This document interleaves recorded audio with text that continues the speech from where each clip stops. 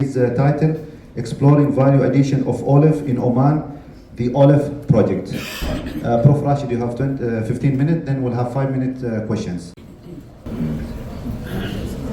Welcome to this session. Thank you, Dr. Nasser, for having me here.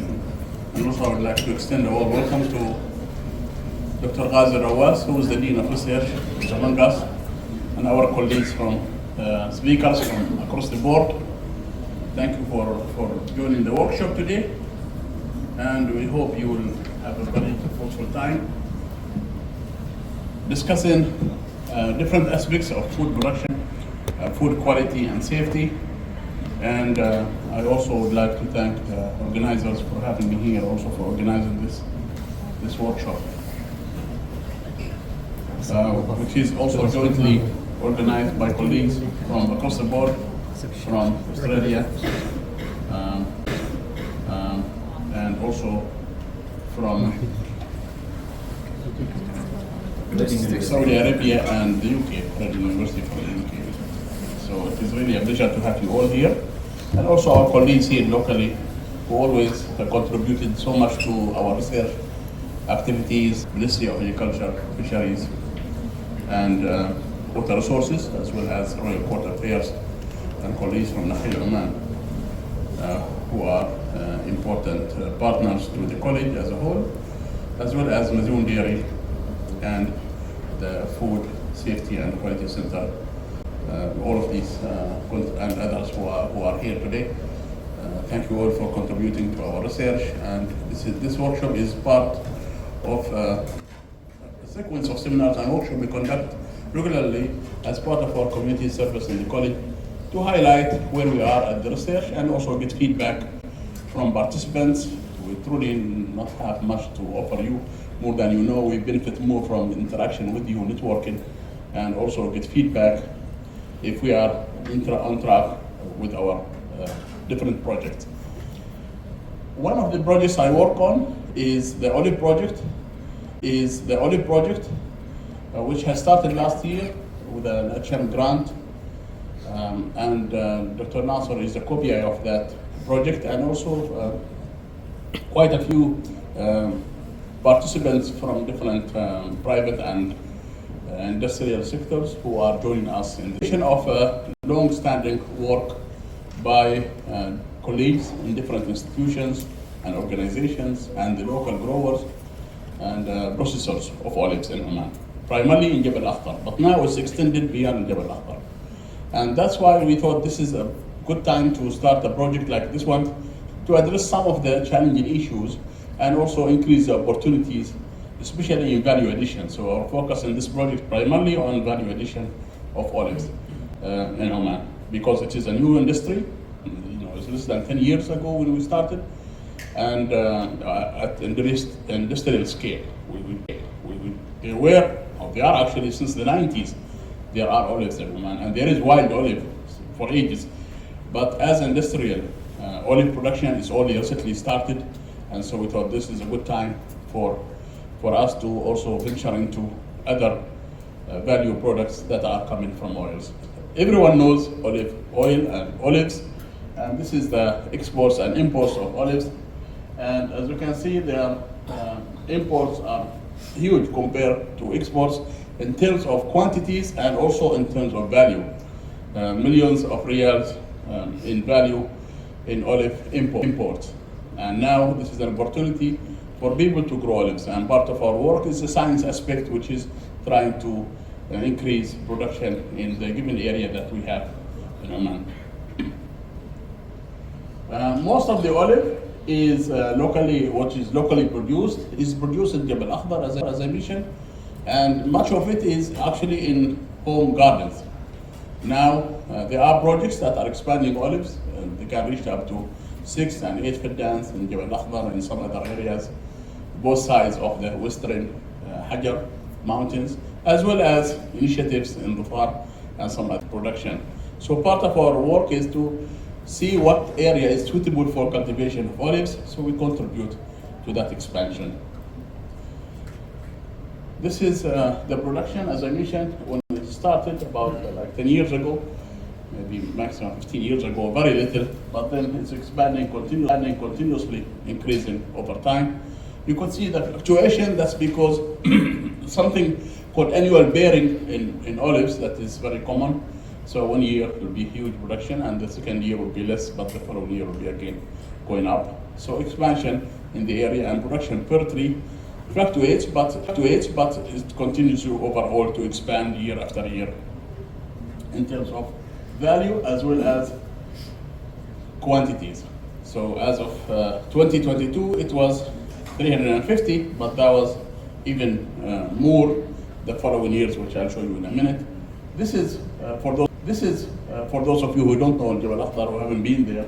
This is part of Jabal Akhdar. There are certain villages. There's one here, and there's Al-Yahyai, and there's Shrija, and so many other villages where this olive is also cultivated alongside pomegranates. So these are, you can see there are terraces there in these mountains that are now vacant, and they are because of the high value of the olives.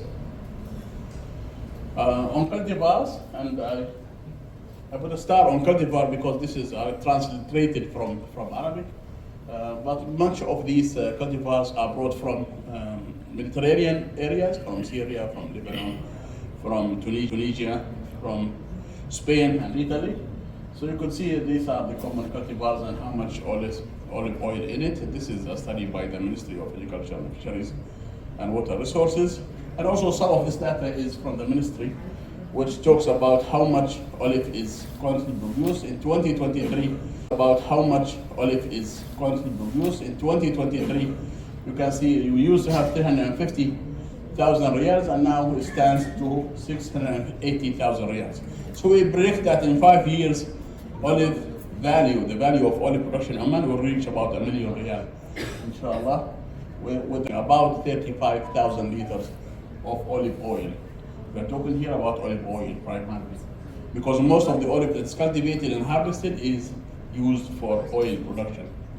But when you compare it to exports and imports, it's still a lot to go. We import, and the value especially is very low. If you look at the value of imports, it's 17 million riyals for about 25 tons. But exports, or re-exports, basically not really export, but re-export, is much less. That's about 1.25. That's about 1.25 riyals per ton, which is 1,250 basically per ton. Or if you go by kilogram, it's 1.5 kilogram. So that's not much compared to 690 per thousand per ton for the import. Okay, so there is a gap between export and import in terms of quantities and also in terms of value, which we try to address here. Standing now at 2.53. Increase in this value would be very important for olive producers and sustainable if the cost of export is actually cheaper than the cost of production. Eventually it's going to wind down. We looked at processors, those people who work in companies or factories that process olives. This is local olives that are being processed in Jabal Akhdar. And these people have their own challenges. I participated, and many of you were there also in Jabal Akhdar in different workshops that address the challenges. And Engineer Yahyai, who was here with us, also presented some of these challenges and some of these problems that they face in olive production and trying to resolve it. Also, Dr. Khair Musaidi, who is from the Ministry of Agriculture, Fisheries and Water Resources, also addressed some of the challenges and how the water resources also address some of the challenges and how the ministry is trying to help them out to resolve some of these challenges. And we are partnering with all of them to actually go through these challenges and address the issues that face the local communities. And this is, I think, the job. That's our job. And if there are any challenges there are a lot of leftover, right? After the processing of oil, which is, maybe some of you already know, especially ladies, there are different kinds of olive oils. There is the extra virgin olive oil, and there's the virgin olive oils, and there's the pumice olive oil, and all of that is olive oil, right? But there are different quantities, different processes for each one of them. Most of, or almost all of what we have here is extra virgin olive oil, which is cold press, extra virgin olive oil. So that's the first one. After that, there is not much processing happen to the whatever left over.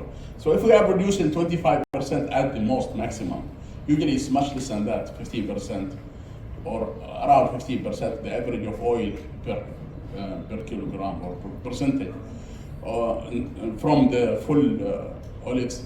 Then we are looking at 70% of leftovers that we have to deal with, and this is what processors have to deal with, right? So there's tons. If you are processing that many tons of olives, there's also tons of leftovers. Okay, in return, you get the olives, but then what to do after that? What do you do after that? You can't. It's not like dates, because this also supposes about dates. Dates is consumed at all levels. There are uses for the date themselves, even the low quality dates, and there are uses for the pits, the seeds, and there are uses for everything, right? But we are new to the olives, and so we are trying to find also uses for different parts of the olives. So we have the olive fruit, we have the processing the olive, what we know, and then what to do with the next stage. What do we do with that? This is what we're trying to get into. This is what we're trying to add value from these products, and we know that for sure. يعني as a blessed tree, شجرة مباركة الزيتون. دائما they are also just like date palm, مثل شجرة مباركة الزيتون. There are uses for it. I'm sure we are confident that there are uses for all parts of the olive tree, and you can use the tree as a wood. You can use the leaves هنا شاي ورق يعني من زيت زيتون, and of course you can use all aspects of the oil itself as a product, even if it is after processing. So that's what we're trying to get into, trying to capitalize on the leftovers and trying to make produce out of it. That's the value addition part, which Dr. Nas is taking care of, and also for us in the production side, we're trying to find the best location to expand olives in Oman in terms of climate. What is the best climate for olive expansion, and what is the best cultivars that produces oil, and maybe our colleague Dr. Al-Furqani will speak in details about the extraction methods, and also maybe highlight some of the cultivars that are best suited for our climate. So I'm not going too deep on that. So this is basically the whole objective. Our project is to find innovative products, which is we already started doing, and there's a whole range of things that we can do physically, chemically, and biologically for the olive oils. And then hopefully at the end of the project, we'll have a list of value-added products. We have areas where we can grow olives, and we have also a list of best cultivars to grow. And then we focus on these, and if there are any issues, then we can address them at the time. Of course, we have other biological problems like pests, for example, and diseases that infect olives. That will also be part of that. But so far, alhamdulillah, most of the olive production here does not face major challenges like line, for example, which is raw, or lupus bug in date palm. Olives so far has been mostly friendly to growers, and they can make a good income from it, even better than pomegranates in terms of biological challenges of cultivation. So this is basically how we carry out the work in terms of methodology. I'm sorry, I have to go quickly, and Dr. Nasser already hinted. Actually, why we have a large team of individuals in the project, because all these challenges are there in the ministries, and we are also contributing to addressing these challenges from the Ministry of Agriculture and Fisheries in terms of quality, production, water resources, economic challenging, economic diversification, employment. All of these still fall within this kind of project. It's a 3-year project, and we'll be very happy to have anyone on board who is having something to contribute to resolving all the challenges that we face in olive production in Oman. Our team is actually most of them are here today, and Dr. Basim Al-Kalbani, who also will present his speech about date palm, but also he probably will also talk about olives. So you can ask him any kind of question you have in mind.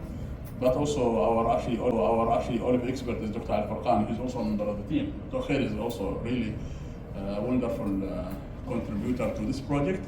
He's taking care now of the cultivars. They have a project with the ministry that we got funded that will import a range of cultivars that will be tested across the board. These cultivars require some chilling requirements that will have been satisfied for higher production and also higher value. In terms of our team here inside SKU, we have molecular biologists, we have economists, and we have soil scientists, water scientists, and we have post-harvest physiologists as well. So this is some of our already work that has been done already. We have students who are working on some of these aspects. We'd like to have also more students. If they have any products that is innovative, that is production, if you have something in mind, please let us know. Please approach us, and we'll be very happy to have you on board.